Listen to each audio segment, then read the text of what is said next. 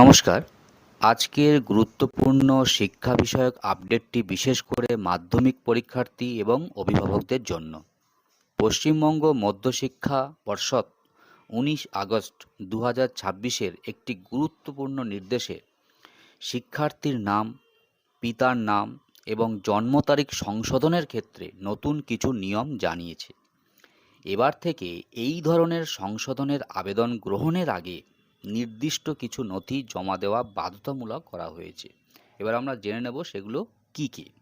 প্রথমত, প্রাইমারি অথবা secondary school admission রেজিস্টারের সংশ্লিষ্ট পাতার কপি দিতে হবে।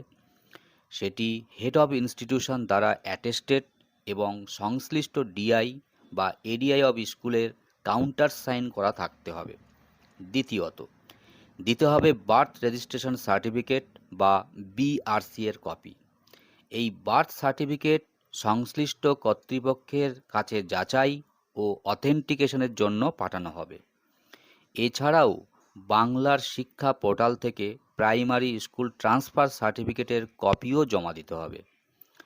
এবার যদি কোনো প্রার্থীর নাম বা পিতার নাম পরিবর্তন করতে হয়, তাহলে উপরোক্ত নথির পাশাপাশি গেজেট নোটিফিকেশন অথবা আইনসম্মত অন্য কোনো প্রমাণপত্র দিতে হবে।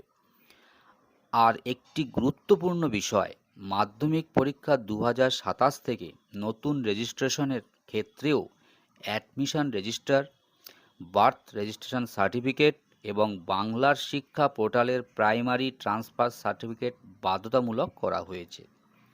এদিকে মাইনর কারেকশনের ক্ষেত্রেও রয়েছে বিশেষ নিয়ম। জন্মের 1 বছরের মধ্যে ইস্যু করা কোনো কাটাকাটি বা সংশোধনবিহীন বার্থ সার্টিফিকেট এবং অ্যাডমিশন রেজিস্টারের কপি দিতে হবে। প্রস্তাবিত সংশোধনের ফলে জেন্ডার পরিবর্তন হলে সেটিকে মাইনর কারেকশন হিসাবে ধরা হবে না। সবশেষে আরও গুরুত্বপূর্ণ বিষয় হলো, প্রতিটি আবেদন অনুমোদিত হয়েছে নাকি বাতিল হয়েছে তার WBBSE অফিসিয়াল ওয়েবসাইটের পাক্ষিক নোটিশের মাধ্যমে জানানো হবে। আবেদন বাতিল হলে তার কারণও উল্লেখ করা হবে।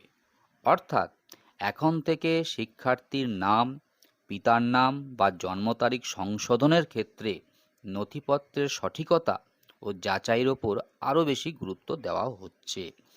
এই নির্দেশ অবিলম্বে কার্যকর হয়েছে এবং পরবর্তী নির্দেশ না দেওয়া পর্যন্ত তা বলবৎ থাকবে।